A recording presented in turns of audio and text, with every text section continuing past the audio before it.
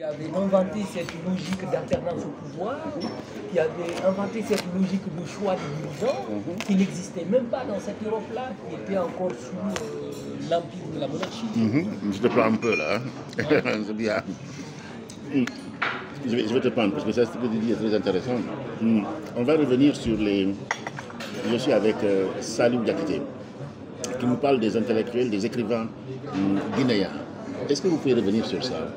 Quels étaient les intellectuels guinéens? Je disais qu'on a eu vraiment de très grands intellectuels en République de Guinée avant les indépendances et pendant les premières années de l'indépendance de notre pays. On a eu quand même des intellectuels qui ont réussi à montrer la particularité guinéenne au niveau africain, qui ont réussi à vendre le génie guinéen sur le plan africain. Je pense par exemple à Camara Laye, qui est un classique de la littérature africaine. Je pense également à Thierno Bounenengue, qui a joué un rôle décisif dans la promotion de cette littérature guinéenne. Il y a également William Sassine, qui est pour moi le plus grand écrivain guinéen et l'un des plus grands, évidemment, en Afrique. Il y a Aline Fantouré, il y a ce grand historien qui avait écrit également un ouvrage très intéressant, c'est Touré, le héros et le tyran, Kaké, Baba Kaké. Donc en fait, on a eu un vivier. Voilà. Et ce qui te dérange, là où tu t'interroges, tu te dis, ils ont focalisé leurs écrits sur Sékou Touré, pour ce moment de l'histoire où il y a eu des traumatismes, etc. En effet. Et c'était selon vous le blocage. Tout à fait. Pour moi, c'était ça. Pour moi, s'il y a une tragédie littéraire, s'il y a une tragédie littéraire en Guinée, je pense que c'est celle-là. D'accord. Parce que les intellectuels guinéens n'ont pas réussi à transcender l'histoire de Sékou Touré. Sékou Touré a été, d'une certaine manière, le tenant et l'aboutissant de la littérature guinéenne. Tout a tourné autour de lui. C'est-à-dire que soit on était pour lui, soit on était contre lui. Je pense et donc toute l'attention, toutes les écritures étaient focalisées sur lui. Tout à fait. Et jusqu'à aujourd'hui, on n'arrive pas à en sortir. C'est-à-dire que tout l'imaginaire intellectuel se trouve figé. Et que faire alors? On est dans cette histoire où soit on est encore pour Sékou Touré, qui est le père fondateur, qui est l'un des pères fondateurs de la Guinée, la figure titulaire de l'indépendance, soit on est contre lui. Il y a une certaine vision manichéenne de l'histoire. Qui est au préjudice en fait d'une élévation intellectuelle et littéraire de notre pays. Qu'est-ce que faire? Je pense que c'est une question absolument importante. Aujourd'hui, il faut se poser les questions qui comptent, il faut poser les questions, mais dans le bon sens. C'est quoi l'intérêt aujourd'hui de continuer cette guerre historique autour d'un personnage qui est pratiquement mort il y a une trentaine d'années? Donc il faut revenir à l'essentiel, poser les vraies questions. Les questions de la possibilité d'existence de l'État guinéen, parce que l'État guinéen est tiraillé entre différents imaginaires qui sont des imaginaires importés venus d'ailleurs, et les intellectuels ont un travail important, un rôle décisif à jouer pour inventer de nouvelles métaphores sur la base de laquelle on peut construire un État guinéen nouveau. Et c'est un défi véritable, plutôt que de se tirailler sur une thématique historique qui est pour moi sans intérêt, tout au moins actuellement. Tout à fait. Il est beaucoup plus intéressant de travailler à construire, à co-construire un imaginaire intellectuel, un imaginaire philosophique à l'appui duquel on va pouvoir créer certains... Oui. Et on a parlé aussi de l'universel, et je vous ai taquiné en vous disant que vous n'êtes pas d'accord avec le professeur Souleymane Bachir Diagne, que vous aimez beaucoup, parce que pour vous, effectivement, vous ne niez pas l'universel, mais il est question, effectivement, que la Guinée, par exemple, vous avez pris l'exemple que vous connaissez très bien, le droit, tous les droits africains se ressemblent. Tout à fait. Alors que, effectivement, comme vous l'avez si bien dit, la Guinée n'est pas le Sénégal. L'histoire guinéenne n'est pas l'histoire du Congo ou du Zaïre, etc. D'où la nécessité, effectivement, d'inventer. Mais nous ne faisons que copier, que mimer, que singer, et vous l'avez si bien dit. Et tout, je vous ai dit que notre problème, c'est notre incapacité à nous élever. Et je vous ai donné l'exemple de Nietzsche qui prend le marteau, qui casse pour comprendre les différents éléments, qui les assimile et qui va les comprendre pour les dépasser. On dit qu'on renaît de la mort, donc l'idée de transcendance, etc.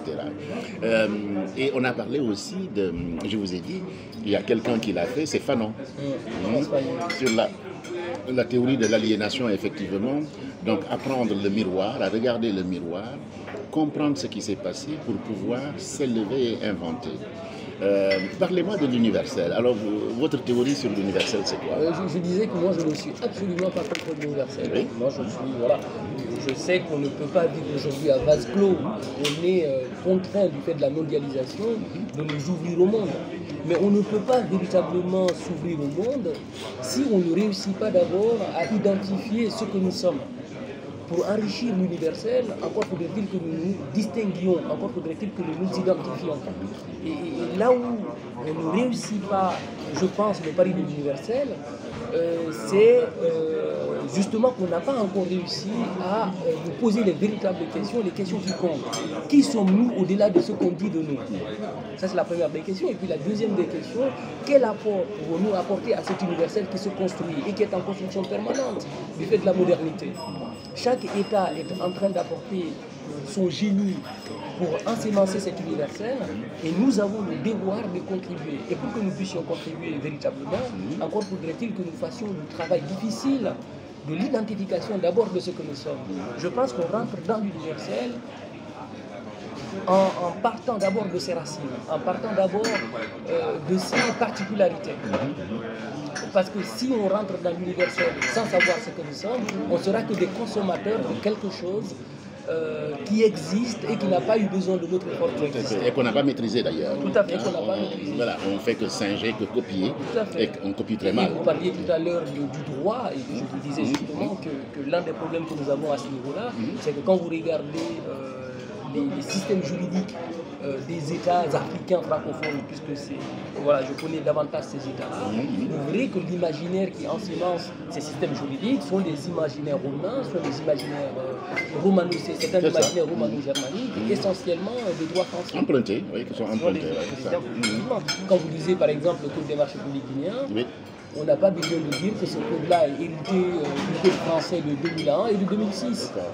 Quand vous lisez la constitution de la République de Guinée, vous n'avez pas besoin qu'on vous dise que cette constitution-là vient de celle du 4 octobre 1958. Donc il y a ce mimétisme, il y a cette singerie conceptuelle. Est-ce que ce n'est pas la colonisation qui a fait ça?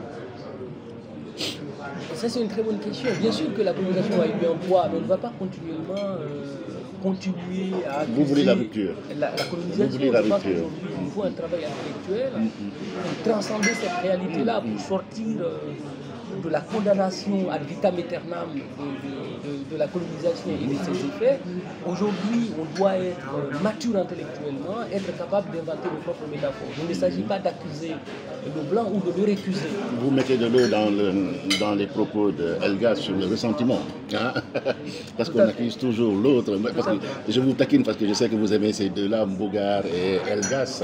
Et d'ailleurs, vous disiez que si quelqu'un méritait un prix, etc. Le prix Nobel, s'il y a aujourd'hui un écrivain africain francophone qui mérite le Nobel de littérature, ce serait d'après lui incontestablement Thierno Monembo. D'après Mbougan, ce serait lui. Ce serait Thierno Monembo, je suis absolument d'accord avec lui. D'accord, ok.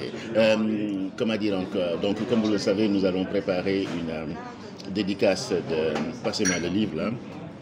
Voilà, celui-là. La dédicace de M. Amadou Thierno Diallo, un fils du terroir. Et voici pourquoi je rencontre le jeune Thierno Diakité, qui est très très brillant et un juriste de formation. Et comme je n'aime jamais perdre mon temps, je parle toujours de savoir, de culture partagée. Et chez moi, l'âge n'a aucune importance dans le savoir, dans le partage du savoir. Et là, il est en train de m'instruire, moi qui suis son doyen. Moi qui suis son doyen, mais c'est vraiment avec grand plaisir que je l'écoute. Comment dire encore à chaque fois, j'oublie votre prénom. Alpha Saliou. Alpha Saliou. Qu'est-ce que... il y a des nouveaux gouvernants en Afrique qui essayent de s'approprier une démarche personnelle. Ça rentre un peu dans cette rupture, dans cette théorie de la rupture. Qu'en pensez-vous? Je pense au Niger, je pense au Mali, je pense au Sénégal. Mais les trois, c'était les autres, et le Sénégal, le quatrième, qui est comme ça, quoi. Qui est un Je pourrais aussi ajouter la Guinée. La Guinée, d'accord, la Guinée, oui, c'est ça. Qu'est-ce que vous en pensez là? Alors, je pense que d'abord, le Sénégal est un cas particulier. Oui, je pense tout à fait, tout à fait. Très clairement, je pense qu'il y a beaucoup plus de similarités entre ce qui se passe au Niger, ce qui se passe au Burkina Faso, ce qui se passe au Mali, ce qui se passe en République de Guinée, que ce qui se passe au Sénégal. Parce qu'au Sénégal, on est dans un continuum démocratique. Les actuels gouvernants du Sénégal ont certes une position qui pourrait être un peu similaire aux positions développées dans les États qui sont actuellement dominés ou gouvernés par des militaires, mais il n'en reste pas moins qu'au Sénégal, il y a eu une continuité démocratique. Les dirigeants qui sont là aujourd'hui sont les dirigeants qui ont été élus, contrairement aux autres dirigeants, y compris dans mon propre pays. Et moi, je pense que les militaires ont de très belles intentions, ils ont de très belles idées, mais le monde ne se fait pas que sur la base des idées et des belles intentions. Encore faudrait-il des philosophies pour porter ces idées, ces intentions. Une vision. Une vision. Et c'est là où, malheureusement, les militaires ne s'illustrent pas véritablement. Il faut savoir que ce qui se passe aujourd'hui, on en a connu par le passé. On n'est pas en train de découvrir les coups d'État militaires dans les États africains. On n'est pas en train de découvrir des militaires. Mais ce sont des jeunes, oui, très cultivés et très ouverts. Et souvent panafricanistes. Très cultivés, je d'accord, ok. Moi, je ne les connais pas bien. Très cultivés, je ne sais pas véritablement. D'accord. Quand je prends le cas de la Guinée, je ne dirais pas personnellement. Non, d'accord. Et c'est le Burkina Faso avec... il y a un que j'aime bien écouter qui est souvent en tenue militaire, avec son béret, avec des gants. Le jeune c'est le Burkinabé, c'est ça? Oui, le jeune Ibrahima Traoré. Traoré, c'est ça, voilà, d'accord, ok. Lui, je le trouve, alors je ne sais pas, en tout cas éloquent et qui parle bien, et qui parle du peuple. Ouais. Et qui parle du peuple. Alors peut-être que c'est ce qui me trompe, parce que je ne le connais pas. Voilà, je ne le connais pas, je le juge seulement sur ce que j'entends et ce que je lis. Mais ce qui est très intéressant dans l'analyse, c'est toujours le vécu, quoi. C'est ce que je dis toujours, si le peuple n'arrive pas à s'en sortir, on a beau pérorer, ça ne sert à rien, quoi. Ce qui m'intéresse, moi, c'est la philosophie pragmatique, changer la vie des gens. Changer la vie des gens. Si tu fais de la politique politicienne sans changer la vie des gens, pour te rébeller contre l'Occident, parce qu'il y a beaucoup de gens, c'est ça, dire non, ce qu'on appelle le dégagisme, dire non, faire une rupture, mais la rupture doit être constructive. C'est ce qu'on disait au tout début. Si tu n'apprends pas à te regarder pour mieux innover, ben ça ne sert à rien. Ça ne sert à rien. Voilà.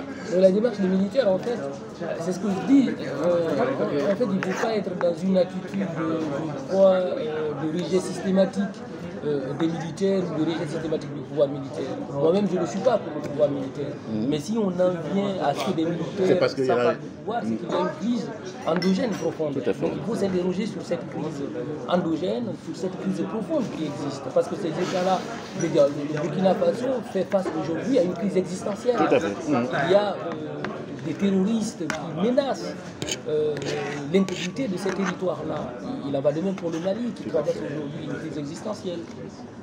En Guinée, les choses sont pratiquement différentes. Mais ce qui a nécessité le coup d'État en République de Guinée, c'est qu'il y a eu d'abord un intellectuel, en l'occurrence Alpha Condé président, qui a refusé de respecter ses engagements constitutionnels. Et qui a poussé le pays dans le chaos. Justement, il a plongé le pays dans le chaos. Et voilà, le chaos actuel est la conséquence de ces agissements. Est-ce qu'il y a un avenir, vous pensez? Bien entendu, il ne faut pas désespérer. Alors là, il ne faut véritablement pas désespérer. Moi, je pense que l'avenir existe, l'avenir se construit, cependant. Et que les militaires doivent aussi comprendre que le pays se fait et se construit par les intellectuels. On ne peut pas chasser les intellectuels sous prétexte que certains qui avaient gouverné le pays étaient des intellectuels et qui n'ont pas réussi. Et partant de ce postulat-là, on disqualifie les intellectuels. Oui, il y a cette théorie là-bas. Bien entendu, il y a cette théorie-là. Alors qu'au Sénégal, ils cherchent beaucoup les intellectuels, les cadres, etc. Voilà, et ça, ce n'est pas pour moi, ce n'est pas un débat sérieux. Les intellectuels ensémence toujours les philosophies qui sont indispensables. Il propose des pouvoir, choses, il propose des choses. Changer les États. Il faut conjuguer avec ces intellectuels.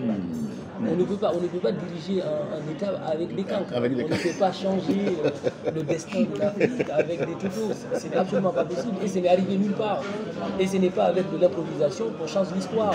Il faut des gens qui pensent, les stratégies se construisent, se co-construisent, se pensent.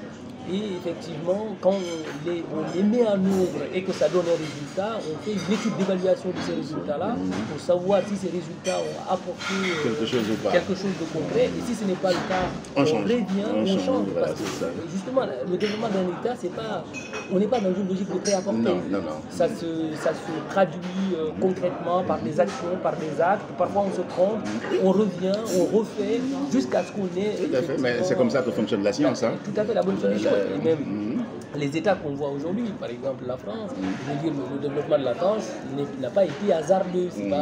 C'est pas une succession d'échecs, d'accidents, de bonnes chances, de bonnes fortunes, d'accidents, etc. J'ai un ami qui s'appelle Sémou Diop qui a écrit Le savant inutile, justement dans certains pays. Quand l'intellectuel vient, on lui demande de prendre la carte du parti. S'il ne prend pas la carte du parti, on le met au fin fond du village, on le punit. Donc c'est le regard qu'on a de l'intellectuel. Et l'intellectuel veut être libre. Ne pas prendre parti, mais réfléchir. Réfléchir pour le pays. Parce que c'est son rôle. C'est son rôle de penser effectivement l'avenir, etc. Évidemment. Et ça, c'est notre grande parfois même, il faut penser à contre-courant. Les grands intellectuels français qui ont inventé cette modernité-là, c'était des penseurs de pensée à contre-courant, qui étaient des véritables critiques du pouvoir monarchique qui était là et qui ne voulaient naturellement pas en entendre parler d'eux. Vous savez, au XVIIIe siècle, le siècle qu'on appelle le siècle des Lumières en France, n'était pas aussi lumineux que les intellectuels. Pas du tout. Il y a eu des brimades, il y a eu... Voilà, c'est ça. Diderot a été embassié. Bien sûr. Évidemment, Voltaire a fait Vincennes. Tout à fait, voilà, c'est ça. Justement. Et on a vu ce qui s'est passé. Mais ils n'ont pas pour autant arrêté de produire et de penser, parce que c'est par la pensée, c'est par l'intelligence, c'est par les philosophies justement profondes, courageuses, audacieuses, qu'on arrive à changer l'histoire d'un pays. Merci Saliou. C'était improvisé. J'ai toujours mon téléphone, parce que j'ai une chaîne YouTube. J'ai une chaîne YouTube et je n'y pense pas au départ, mais quand on me dit des choses, je dis, comme les jeunes me sollicitent beaucoup, et vous êtes jeune, pour moi vous êtes très jeune, il faut partager les idées. C'est juste que d'autres jeunes vous écoutent et portent la contradiction. Et la contradiction, ce n'est pas seulement dire non, c'est aussi continuer, comprendre votre théorie et continuer. D'autres ne seront pas d'accord, mais le débat est ouvert. Donc j'ai ma chaîne YouTube où vous verrez, si vous allez le voir, il y a beaucoup de jeunes qui parlent. Quand je rencontre des jeunes comme ça, et quand c'est intéressant, je sors mon téléphone et je capte. Et puis c'est juste proposer une pensée. Voilà. Saliou n'est pas dogmatique du tout. Il propose sa vision, il propose ses idées. À chacun de prendre ou ne pas prendre. Nous, on ne cherche pas de clients. On n'est pas des commerçants. On est des penseurs. On a des idées et on ose effectivement les livrer à la sagacité de tous, sans crainte, parce qu'on a fait des études, on a un bagage, on a une histoire, on a une tradition, on a une expertise dans différents domaines. Et donc, si dans le Coran on dit Ikra, quand tu sais, dis. Et quand tu ne dis pas, tu es complice. Et donc, je pense que Saliou n'est pas un complice. Il a dit sa vision de la littérature et de la géopolitique. Et c'est vraiment un grand plaisir de le rencontrer. Et on s'est rencontrés au Hall, justement, pour préparer cette séance de dédicace qui va être musclée, très intéressante. Et j'ai beaucoup d'amis qui disent qu'ils seront là. Et Saliou sera avec moi. Voilà, il va découvrir cette façon de faire. Et j'espère qu'après, il pourra le faire tout seul, se débrouiller tout seul. Je lui enverrai les intellectuels qui voudront un animateur. Et Saliou, je pense qu'il se prêtera au jeu, sans aucune difficulté. Voilà. Saliou, merci beaucoup et puis à très très bientôt. C'est à moi de vous remercier. Merci beaucoup.